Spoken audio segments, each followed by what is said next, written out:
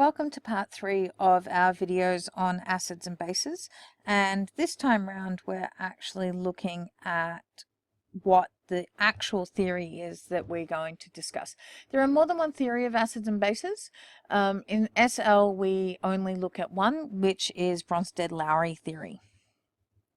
So the Bronsted-Lowry theory was posed by two scientists almost simultaneously back in 1923. Johannes Bronsted in Denmark and Thomas Lowry in England independently came up with a general theory for acids and bases. Previous to this, it had been looked at as how acids and bases, what they did to things, various and other things like that. But they came up with a general theory to define what was actually happening that could make things an acid or define things as a base.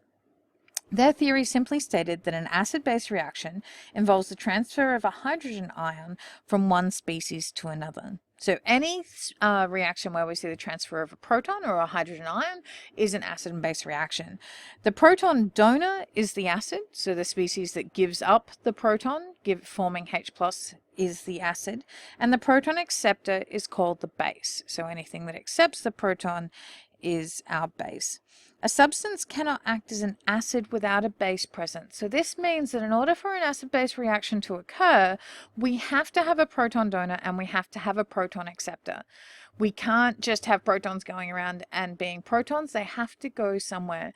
This may sound similar to you as what redox did in year 10, where we gave up electrons, but the electrons had to have somewhere to go before they could happen. So oxidation and reduction happened as a simultaneous pair of reactions. Same for acid-base. We have to have a proton donor and a proton acceptor, and the reaction doesn't occur unless we have both of them. So if we start to compare these, essentially what it is an acid is a substance that can donate a proton, thereby increasing the overall hydronium ions in solution, which we've talked about previously. So now we're having this idea where this proton, H+, is being given up. Base is the opposite, so it accepts protons, reducing the hydronium ion concentration. So if there's a free H+ or a hydronium ion in solution, a base will actually accept that, reducing the concentration of H+ in solution. So it always involves a transfer of a hydrogen ion, and so we have the proton donor being the acid, proton acceptor being the base. This generally applies in aqueous solutions. There is a couple of exceptions where we see some acid and base reactions occurring in the gaseous state, but generally it needs to be in aqueous solutions, because in aqueous solutions we have water there which can facilitate that transfer, because there will always be somewhere for that H+ to go. It can go onto a water molecule forming hydronium.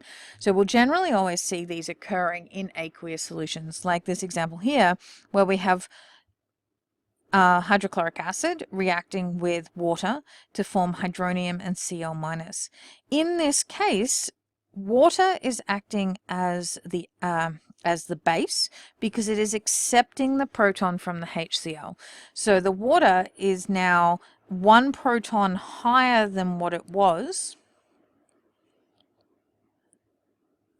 to start with, and the HCl has lost the proton. So we can see that it's been transferred from one species to the other. And we can show that in this equation over here. We have the acid donating the proton to the base, forming the hydronium ion, and the chloride ion is left behind. So a Bronsted-Lowry acid has to have at least one acidic proton, and we saw in the previous videos that things like ethanoic acid, even though ethanoic acid has a CH3 COOOH, even though there's these three protons here, it's only this one here which is acidic. So it can act as a Bronsted-Lowry acid, but in order for it to be an acid, it has to have a proton to give away. If it doesn't have a proton, it can't act as an acid according to Bronsted-Lowry theory. And these are generally held by highly polar or weak bonds, because that bond needs to break. And in the case of ionization, generally the ions will be nice and stable when they're in water, so that covalent bond tends to break, forming H+ ions and Cl- in things like hydrochloric acid. And as we mentioned already in the previous video, they can be classified as monoprotic, diprotic, or triprotic, depending on the number of acidic protons that are available. Common monoprotic acid is hydrochloric acid or ethanoic acid. Sulfuric acid is one of the most common. Diprotic, also carbonic acid for diprotic. And then phosphoric acid is one of our most common and one of the very few triprotic acids that we will see in the course that we talk about. So with dissociation, it is the same as ionization. The terms are used interchangeably in IB. Okay, and essentially ions are released from a neutral compound. So in this case, where we see the reaction of HCl with water, we get the formation of H3O plus and Cl minus. On this side, we have two neutral covalent compounds, whereas on this side, we have the formation of ions. And these ions are what we are referring to when we talk about ionization or dissociation. Dissociation just means the freeing up of ions. So the HCl is ionizing to form H plus and Cl minus. So the H plus bonds with the water molecule to form the hydronium ion. This can also be called a hydrolysis reaction because we have a reaction involving water. And that's where this hydro and lysis, so water and breaking apart. So we've got this reaction with water is also what's happening in our dissociation of acids. So this is a dissociation of ethanoic acid. What do you think it would look like? Pause it, write an equation, and then see what you come up with. Hopefully you paused, you wrote this down, and this is what you found. What you'll notice here is this is a weak acid, and we'll come to talk about weak acids and strong acids again a little bit further on in this unit. But that is why we're using these equilibrium arrows here. But anyway, we'll get to that later. But what we should have is the reaction of ethanoic acid, CH3COOH, which is this molecule here. Only this one is acidic, so we can only have one, and it gives up its proton, leaving behind the CH3COO minus. This oxygen here will form a negative, and H3O plus aqueous, forming our two new ions that are present in our solution. So let's have a look at a bit of a summary. So according to Bronsted, Lowry, we have proton donors, which are acids. So they donate their proton, they give it away. And then for an acid-base reaction to occur, we must also have a species that can act as a proton acceptor, which is the base. Substances that ionize to form H plus in solution are acids, and common ones that we need to know are nitric acid, hydrochloric acid, phosphoric acid, sulfuric acid, and the others that were covered in the other video. And these can be designated as mono, di, or triprotic.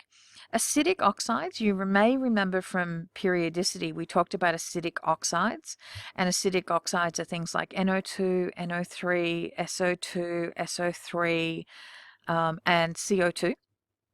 These acidic oxides are called that because they're non-metal oxides that when they react with water, they form an acid. So SO3, when it reacts with water, under a series of steps, will eventually form H2SO4. So that's our acids. Our bases are substances which can form bonds with newly formed H+, so they accept protons.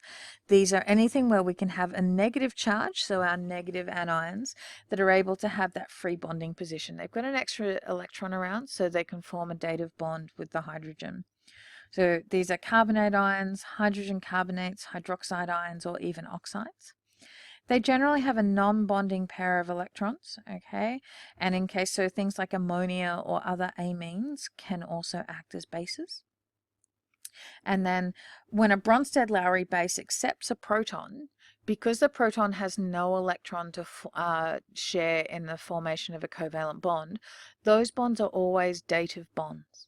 Okay, so when a Bronsted-Lowry base accepts a proton, the bond formed is always a dative covalent bond.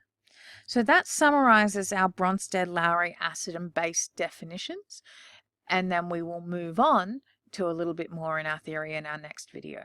But so far, we've defined our acids, defined our bases, recommended what the formulas of common ones that we should know, as well as their properties. Hopefully you have all that summarized in your notes, and we'll do a fun activity involving acids and bases in class.